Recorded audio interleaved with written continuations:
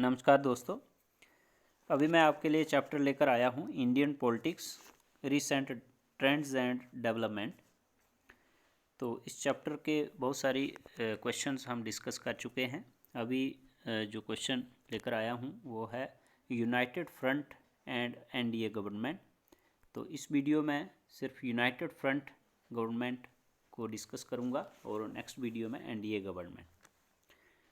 तो NDA government जो है यूनाइटेड फ्रंट गवर्नमेंट जो है ये कब इंडिया में बनी थी और कौन कौन सी पार्टीज़ इसमें शामिल थी इंडिया में, उसके बारे में अभी डिस्कस करेंगे। In the year 1996 11th general elections were held to Lok Sabha and to the state assemblies of many states like Assam, Haryana, Kerala, Tamil Nadu, West Bengal and Pondicherry. तो 11वीं जनरल इलेक्शन जो है वो India में 1996 में हुई थी, जिसमें बहुत सारी असेंबली जो स्टेट असेंबलीज़ थी इंडिया में, कुछ लोकसभा कुछ स्टेट असेंबलीज़ की हुई और लोकसभा की इलेक्शन हुई। स्टेट असेंबलीज़ में जो इलेक्शन हुई वो थी Assam, Haryana, Kerala, Tamil Nadu, West Bengal and Pondicherry. It was the 11th general elections की 11वीं जो जनरल इलेक्शन थी। These elections were the least expensive. Least expensive का मतलब ये कम खर्चे वाली इलेक्शंस थी in the history of India, जिसमें बहुत कम खर्चा हुआ इलेक्शंस में, क्योंकि इलेक्शंस में बहुत सारा खर्चा होता है। The general elections to Lok Sabha prove to be a hung house this time. Hung house का मतलब होता है कि जब किसी भी पॉलिटिकल पार्टी को मेजॉरिटी नहीं मिलती है, बहुमत नहीं मिलता है, उसको हंग हाउस कहते हैं, जो हंग पार्लियामेंट भी कहा जाता है उसको। None of 3 major political groups, जो बड़े मेजर पॉलिटिकल ग्रुप्स थे इंडिया में उस वक़्त, कांग्रेस आई, बीजेपी और national front could secure majority, इन किसी को भी मेजॉरिटी नहीं मिल पाई। The BJP and its allies captured 196 seats. BJP और इसके जो सहयोगी दल थे, एलिस मतलब इसको जो सपोर्ट कर रही थी parties, they got only 194 seats while Congress could manage to capture 136 seats. तो कांग्रेस का जो ग्रुप था उसको 136 सीट्स मिली कांग्रेस को। द नेशनल फ्रंट और नेशनल फ्रंट जो गवर्नमेंट थी, नेशनल फ्रंट और Left Front emerged as the second largest group. ये दूसरा बड़ा ग्रुप था, सबसे बड़ा ग्रुप था। Basis of capturing of seats as it captured 186 seats, 186 सीटें नेशनल फ्रंट और लेफ्ट फ्रंट गवर्नमेंट जो थी, मतलब जो पार्टीज़ थी जिसमें CPIM वगैरह पार्टीज़ हैं, वो नेशनल फ्रंट इसमें लेफ्ट फ्रंट में आती हैं। The regional political parties grabbed A considerable chunk of seats in the 11th general elections of 1996। Actually ये मेजॉरिटी जो थी वो इसलिए नहीं मिल रही थी क्योंकि बहुत सारी रीजनल लेवल की जो पार्टीज़ हैं इंडिया में, regional political parties, local parties जो हैं, उन्होंने ग्रैब कर लिया था और बहुत सारी सीटें इन्होंने निकाल ली थी, और जो नेशनल लेवल की पार्टीज़ थी उनको इतनी सीटें नहीं मिल पाई। Being the largest party emerged in 11th general elections to Lok Sabha, BJP was invited from the government. क्योंकि बीजेपी जो थी इनमें सबसे बड़ी पार्टी थी और जिसकी वजह से प्रेसिडेंट ऑफ इंडिया ने बीजेपी को गवर्नमेंट बनाने के लिए इनवाइट किया गया, which it formed on 15th of May 1996। जो गवर्नमेंट 15 मई 1996 को under the leadership of Atal Bihari Vajpayee first time जो है प्राइम मिनिस्टर बने उस वक़्त, it was given 2 weeks to prove its majority. लेकिन कोई भी जब पार्टी सरकार जिस पार्टी की बनती है उसको on the floor of house उसको अपनी मेजॉरिटी प्रूफ करनी पड़ती है, प्रूव इट्स मेजॉरिटी। तो दो वीक्स का टाइम इसको मिला on the floor of the Lok Sabha, but it fail to do so, लेकिन ये मेजॉरिटी साबित नहीं कर पाई। Atal Bihari Vajpayee led BJP government could remain operational for just 13 days.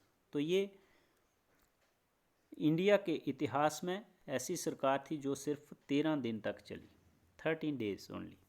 After that 13 diverse political parties with different ideologies and regional basis came together.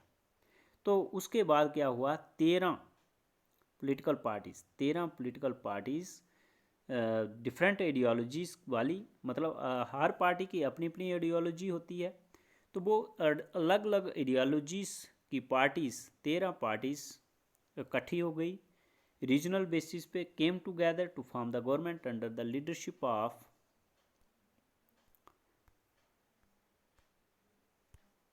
Janata Party leader.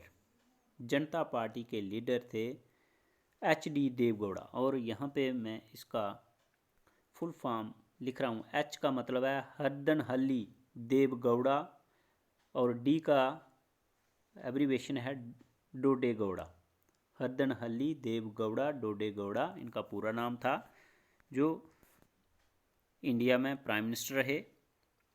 Janata Party के leader थे HD Deve Gowda,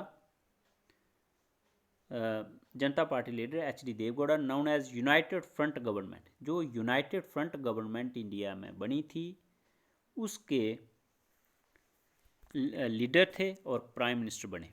Janata party was having only 28 seats. जनता पार्टी के पास सिर्फ 28 seats थी, लेकिन उनका प्रधानमंत्री बन गया द लोकसभा में। Congress and Left Front agree to support the government from outside.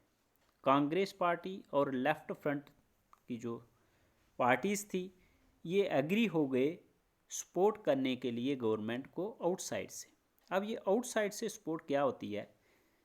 Outside से सपोर्ट का मतलब होता है जब किसी पार्टी को बहुमत नहीं मिला होता है, किसी भी पार्टी को नहीं मिलता है, तो बहुत सारी पार्टीज मिलकर सरकार बनाती हैं। तो ये जो आउटसाइड से होते हैं ये इनकी गवर्नमेंट में हिस्सेदारी नहीं होती है, पार्टिसिपेशन डायरेक्टली नहीं होती है, मतलब इनका ना कोई मिनिस्टर बनेगा ना प्राइम मिनिस्टर होता है। ये बोल रहे हैं कि हम आउटसाइड से सपोर्ट करें। अगर लोकसभा में वोटिंग हो जाए कि कितने MP आपके साथ हैं, तो ये उसको सपोर्ट करेंगे, ये उसको वोट देंगे पार्टी को, हाँ ये उनके उसके साथ हैं, ये मतलब होता है इसका।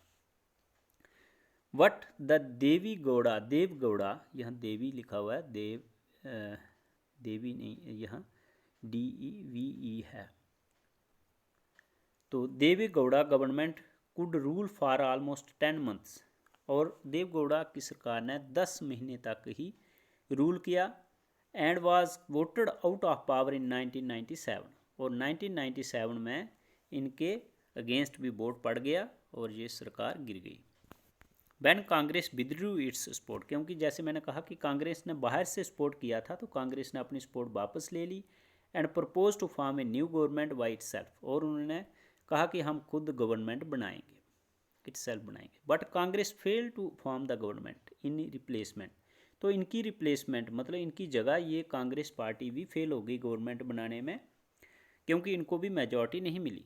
Then it agree to again support the united front government on the condition that. फिर यूनाइटेड फ्रंट गवर्नमेंट को इन्होंने एग्री किया कि वो इस गवर्नमेंट को फिर से सपोर्ट करेंगे ऑन द कंडीशन भी रख ली that a more pro Congress and friendlier person to be made the next prime minister in place of HD Deve Gowda. तो HD देवगौड़ा की जगह इन्होंने एक नया चेहरा जो है वो प्राइम मिनिस्टर के लिए लाया। सो बाय कंसेंसस उनका नाम था इंदर कुमार गुजराल। इंदर कुमार गुजराल को कांग्रेस पार्टी प्राइम मिनिस्टर के चेहरे के रूप में ले आई। The foreign minister HD Deve Gowda government. तो फॉरेन मिनिस्टर थे ये, विदेश मंत्री HD देवगौड़ा जब प्रधानमंत्री थे तो उनकी सरकार में was appointed as the new PM on 21st of April 1997। तो 21 अप्रैल 1997 को इंद्र कुमार गुजराल को प्रधानमंत्री बना दिया गया। But this second attempt of United Front to form a stable government and durable government also met with the same consequences. तो सेम जो है वो जैसे एच.डी. देवगौड़ा को सपोर्ट मिली हुई थी, इनको भी वैसे ही सपोर्ट मिली थी कांग्रेस की, लेकिन ये भी सरकार जो है ये गवर्नमेंट भी 1 साल से ज़्यादा नहीं चल पाई। Congress again withdrew its support on the issue of ouster of DMK party from the coalition government, क्योंकि जो डीएमके जो है द्रविड़ा मुनित्रा कज़ागम, ये तमिलनाडु की पार्टी है, तमिलनाडु की रीजनल पार्टी है, इन्होंने जब ये इस कोलिशन से बाहर हो गई तो कांग्रेस ने भी सपोर्ट वापस ले ली। The Inder Kumar Gujral government fail in November 1998। तो नवंबर में ये गवर्नमेंट फिर से गिर गई and new elections to the Lok Sabha were called, और नई इलेक्शन जो है वो बुलाई गई लोकसभा के लिए, 12th जनरल इलेक्शन।